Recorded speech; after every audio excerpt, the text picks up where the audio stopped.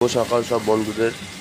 কি হচ্ছে বলো তো বন্ধুরা, চট জলদি শর্ট টাইমে তৈরি হচ্ছে কি বলো তো, চুনো মাছের ঝাল। একবারে সব কিছু মিশিয়ে মশলা দিয়ে মাখিয়ে চাপিয়ে দেওয়া হয়েছে চট জলদি, এখন শর্ট টাইমে তৈরি হয়ে যাচ্ছে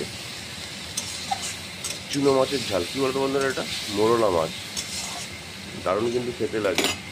কে কে খেতে ভালোবাসে তো জানাবে। এটা অল্প পরিমাণ হলুদ দিয়ে দেওয়া হচ্ছে।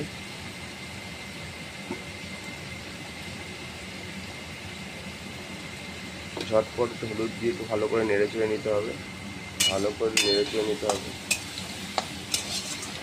এখন চট জলদি তৈরি হয়ে যাবে।